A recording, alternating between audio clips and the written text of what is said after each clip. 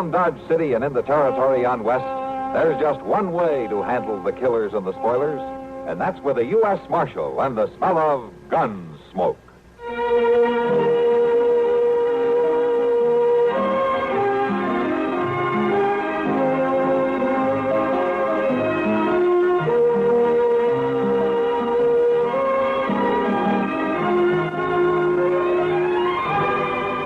Gunsmoke, starring William Conrad. The story of the violence that moved west with young America.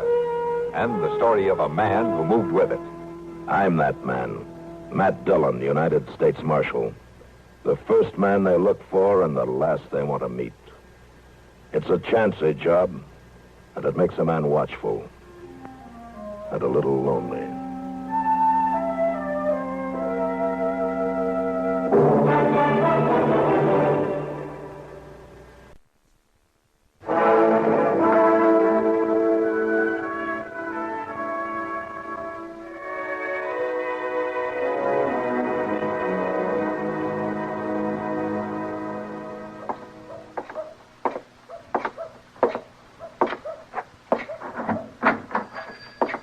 Well, Marshal Dillon.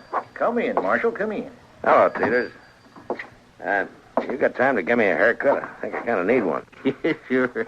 You're the only customer I've had in an hour, Marshal. Now, just hang your coat and your gun belt right over there, and I'll get things ready for you. All right. Yeah, I haven't seen you around town lately, Marshal. Well, I've been over in Abilene for a week. I just got back late last night. Oh. You must have come in on the midnight stage. Yeah, that's right. I sure wish I could get out of Dodge once in a while. Not the way I do it, you wouldn't. You would just be glad that you can stay here, Peters. Yeah, maybe you're right, Marshal.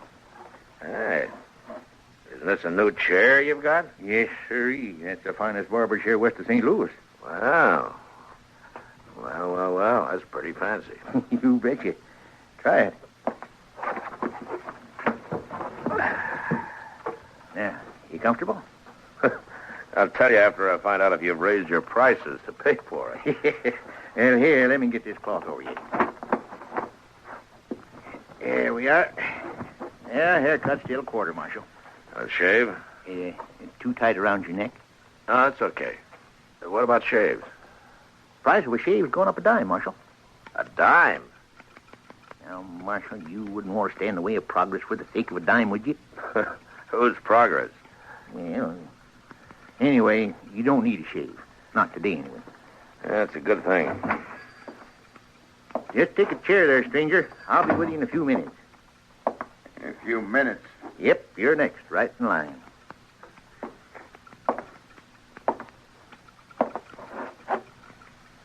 Barber. What? I ain't next. Why, of course you are. There's nobody ahead of you. I said I ain't next. You mean you won't wait? That's right. I won't wait. Oh, sure you will. I work fast. It won't be longer than 10 minutes at the most. Now, you don't understand. I want to shave. I want it right now. You can cut his hair later. What? You heard me. Now, look, mister, you don't know who you're... Shut up, Peters. Get out of that chair, mister. All right, Peters, take the sheet off of me. All right. Here.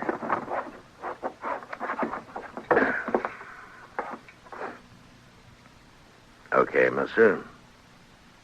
I'm out. Then move. I want to sit down. You don't quite understand. I don't understand what. I didn't get out of that chair so you could have it. You're going to be troublesome, ain't you? Mm-hmm. And there's not much you can do about it. Isn't there? You don't see very well, mister. What? I'm not wearing a gun. It's hanging on the wall over there. Oh. You going to shoot an unarmed man in front of a witness? Go get your gun. Put it on. No. Do it. You licked, mister. How you going to make me do it? By shooting me? Put your gun on. I don't like killings. But if you don't turn around and walk out that door, I'm going to half-kill you with my fist. Now you get moving. All right. You got me this time. The next time, you'll be wearing a gun. It'll be something different then.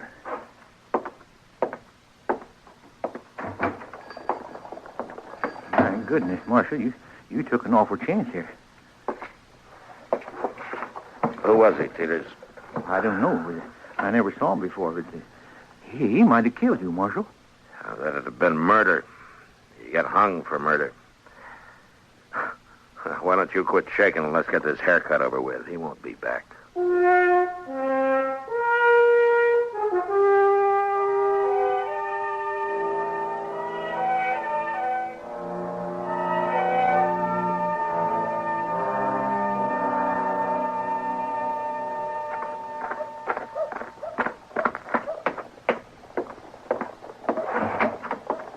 Hello, Miss Dillon. Hello, Chester. I was looking for you. I've been right here in the office past half hour. I know you have. I went by the barber shop and Teeters told me. And he also told me how you handled that fellow. No, did he? Teeters described him to me, Mr. Dillon. I know who he is. You do? He come here about a week ago, just after you went to Abilene. What's his name? Springer? Nate Springer. What? That's right. Are you sure that was Nate Springer? Well, couldn't have been nobody else. Well, why? You said you don't know him. No, I don't, but I've heard about him. You have? Where? All over. Nate Springer's got quite a reputation. As a gunman, you mean? Yeah, he's a gunman, all right. They say he's the most nerveless gunman that ever lived. He's all ice. Pat Masterson told me once that out in Arizona, a man got the drop on him and Springer started to laugh. Laugh? He asked him what he was laughing about. Springer said he never had before and he didn't want to die without seeing what it was like. Oh, my, what happened? It's kind of hard to shoot a man who's enjoying his first laugh, Chester. I'll be darned. What do you reckon he was doing in Dodge? Springer's a killer, a paid killer. That's all he's ever done anywhere. Well, then why don't you go arrest him? And he's not wanted that I know of. There are no circulars out on him. Well, but you can't just wait till he kills somebody. No. And I can't put him in jail till he does.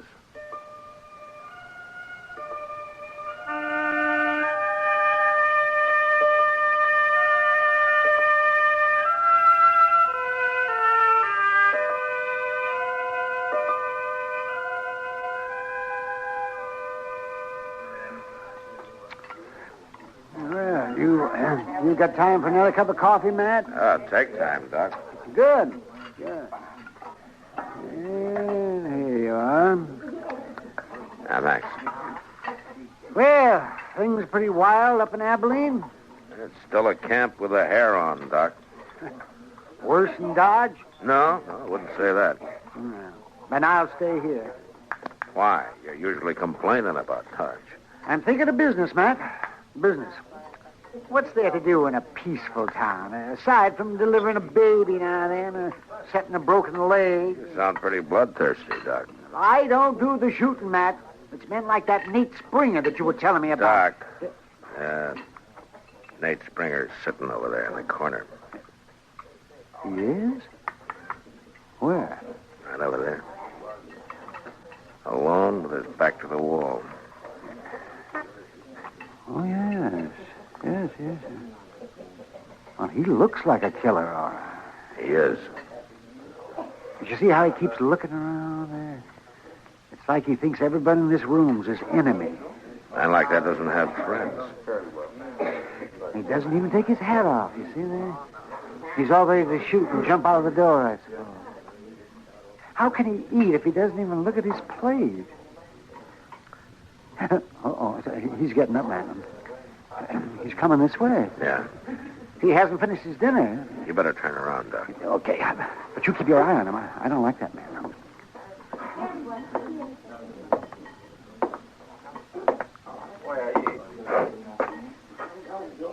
Hey, you. Me? What was you staring at me for? Well, I wasn't staring at you. No man stares at me without a reason. I don't like it. I want to know why you was doing it. Well, now, look here, mister. You're getting all upset over nothing. You'll ruin your dinner working yourself up. You tell me why you was staring at me, or I'll put a hole in you. I'll do it. Well, you're awful jumpy for a big gunman. Tell me, I said. Hold it, Springer. This is Doc Adams. He doesn't carry a gun. He doesn't. No, but sometimes I wish Wait I a minute, did. Doc. Why, you getting into this, mister? I am. Who are you, anyway? Matt Dillon. Matt Dillon. That's right. I knew I'd run into you sooner or later. Why? In my line of work, there's always some lawman wanting to interfere. Sure, it'll happen here, Springer. You kill anybody. Fair fight's a fair fight, ain't it? Not when you're paid to pick a fight with a man. Like I said, Marshal, I knew I'd run into you. Springer, when I find out who you're after, I can probably find out who's paying you. Then I'll jail you and him both. But you're going to lose a lot of sleep trying to find out, Marshal.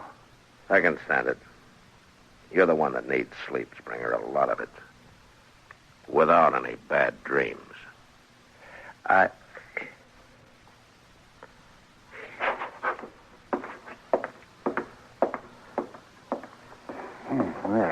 looks like the man of ice is starting to melt, Matt. Something's happening to him, Doc. Whatever it isn't good.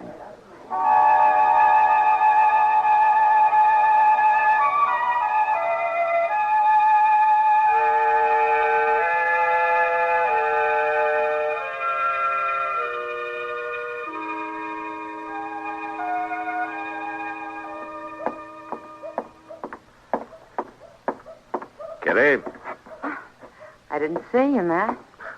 why don't you sit down? If you got time. Oh. I don't have to go to work till after sundown. Guess I might as well sit here and watch Front Street with you as anything else. Good. Little air is good for you. A lot of it would be even better. You know, Kitty, you ought to buy a horse. Huh? Take a ride up the river every day or so. I'm too broke. Well, I'll lend you one. I got a little bay that's pretty gentle. Imagine having more than one horse. Well, that's about all the government does give me, Kitty. A couple of cheap horses. I've seen you riding your own. And I got to keep him in shape in case I decide to quit. The day you quit, that horse will be as old as a man. You may be right. Hey, look, Matt. What?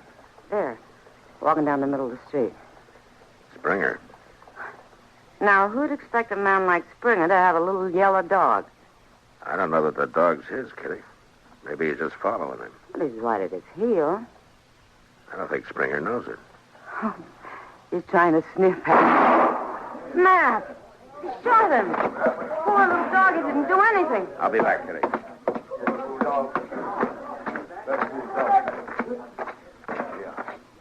Well, what do you want, Marshal? Just a dog. You think he was going to bite you? He might have. How'd I know? I didn't know what it was. Could have been anything. Or anybody, huh? I knew it wasn't a man. Yeah, but you just said... Who cares what I said? That dog shouldn't have been sniffing around. Not around you, that's for sure. Well? Why don't you go get a drink, Springer? I think maybe you need one. I don't drink, Marshal. Never. You don't have any vices, do you?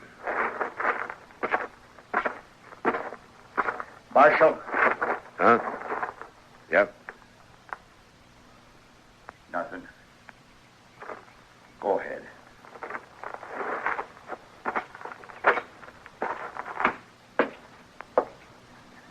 Matt, is he crazy or something? I don't know, Kitty. Well, he's the meanest man I ever saw. He didn't shoot that dog out of meanness, Kitty. No? Well, why then? He's jumpy. Well, if he's that jumpy, nobody need worry about him. I worry about him, Kitty. You? He's dangerous. He's more dangerous now than the way everybody tells me he used to be. What do you mean? Well, suppose that instead of a dog smelling at his heel, it's been a man who had happened to bump into him. Well, I'd hate to be the man. He'd probably get killed. That's right. Then Springer shouldn't be carrying a gun, Matt. Yes, I know. Well, why didn't you take it off him or run him out of town? If If I did that, whoever's paying him would just hire another gunman, Kitty. The only way to stop this killing is to find out who that is. Well, I hope you do, before it's too late.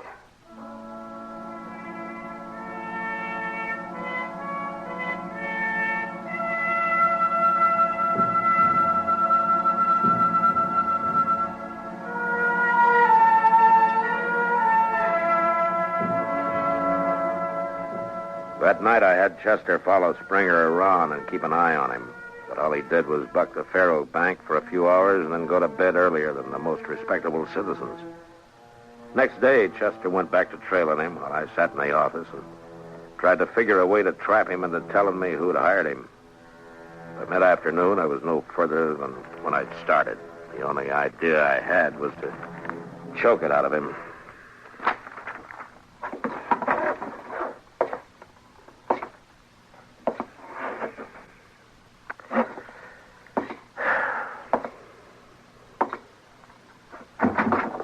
Dillon? Yeah, what is it, Chester? That Nate Springer, he doggone near shot a girl over there. What? One of the girls over at the Long Branch. What do you mean he almost shot her? Well, sir, he stayed in his room at the Dodge House all morning. So just Never mind that. What about the girl? That's what I'm getting to. Well, just afternoon, he went over at the Long Branch and started gambling. He was sitting at a table in the corner with his back against one of them wooden windows, Yeah. you know. And one of the girls that works there, well, I guess she needed a breath of air, so she slipped in behind Springer's chair and started opening that shutter. No wonder she got that far. Well, he just won. He was raking in the pot. But when he heard her, I never see a man move so fast, Mr. Dillon. That poor girl near about fainted the way he jumped around at her. She's lucky she didn't get shot. He had a 6-gun stuck right in her face. He was within a hair of letting go of that hammer. And when he seen who it was, he started cussing her something fierce. He's getting worse. Yeah, and he's going to kill somebody, sure, acting a fool that way. Yeah. And it probably won't even be the one come here to kill, neither. Imagine him about to shoot a woman. I guess I can't wait any longer, Chester. What are you going to do? Well, I'm going to shame him first.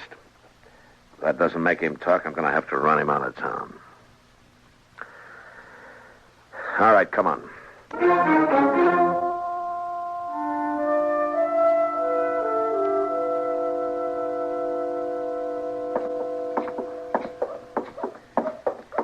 Mr. Dillon, I can't help thinking all your friends who told you about Nate Springer was mighty poor judges. He's about the uncoolest gunman I ever saw. I agree about that, Chester. Who was it told you about him last? I don't remember. It's been 2 or 3 years. Maybe just a lot of rumor. You know how the talk gets started sometimes. Wyatt Earp was the first man who told me about him. When we get inside here, you go to the bar and you stay there, huh? Yes, sir.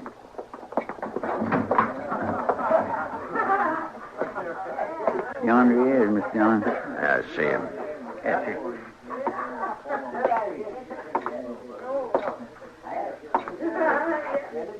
Springer? Springer. Come over here.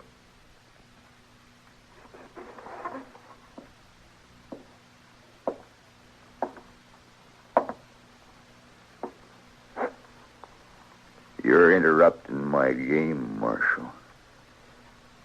Your game's over, Springer, for good. What does that mean? Get out of Dodge. What? If you've been paid in advance, you better give him back his money. You're not going to earn it. You're saying I ain't? It's an hour to sundown. Be out of town before dark. It's a long time since a man's talked to me like that, Marshal. How long's it been since a dog scared you into shooting him or since you drew on a woman? You've lost your nerve, Springer. You're not going to kill anybody. You shut up. I'll shut up. If you tell me who hired you. No.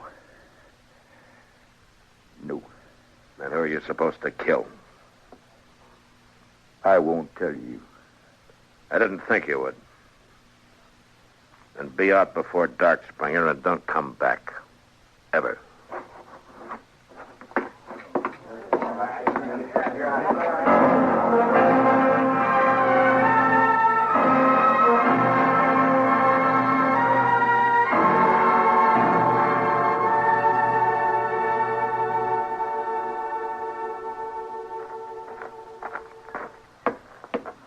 Hello, Matt.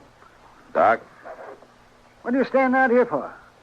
Why aren't you inside with the feet on your desk the way you usually are? I'm waiting for somebody, Doc. Oh.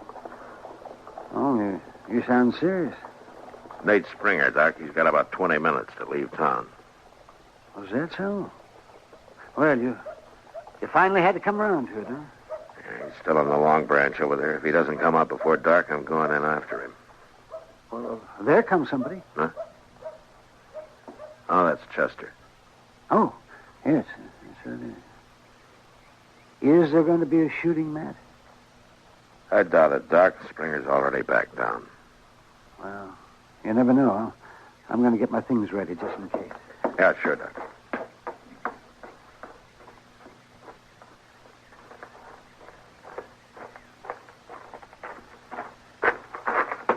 Mr. Dillon, I thought I'd better come tell you. What, Chester? Springer's been bellied up to the bar over in the Long Branch for the last half hour. He has. Yes, sir. Been drinking down one glass after another. Yeah, Doc was right. You never know. What? He's getting ready to use his gun, Chester. I'm going over and stop him. Look. He just come out. Yeah. He's headed this way. You stay here.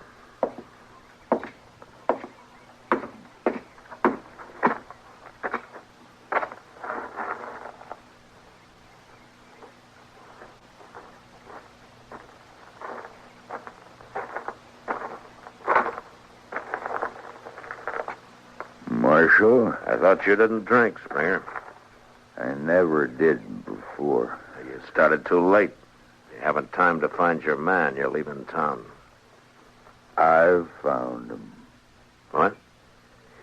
You, Marshal.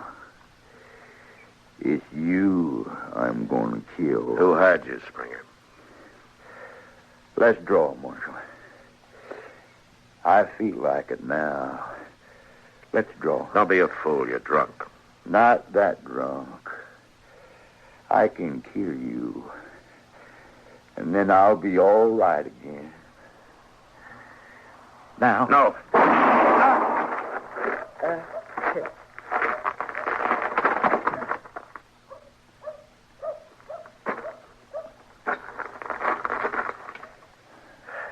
You shouldn't have tried it, Springer. I had to. Why? Yuma prison. 2 years. I come out scared. Lost my nerve in that prison. And why did you take this job? I had to. Who hired you, Springer? I did, Marshal. I hired me. I had to face somebody like you to get my nerve back. Don't you understand? Yeah. Yeah.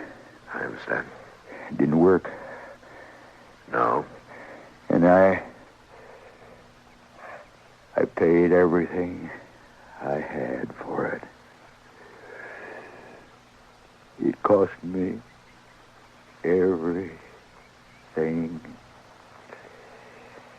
the world.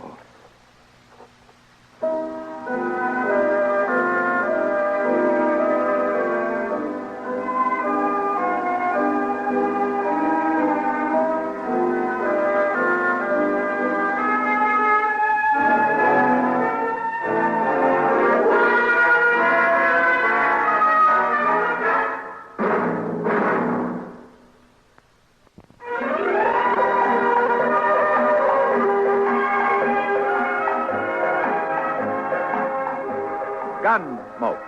Produced and directed in Hollywood by Norman Macdonald, stars William Conrad as Matt Dillon, U.S. Marshal. The story was specially written for Gunsmoke by John Meston. Featured in the cast were John Forcum and Jess Kirkpatrick. Harley Bear is Chester, Howard McNear is Doc, and Georgia Ellis is Kitty.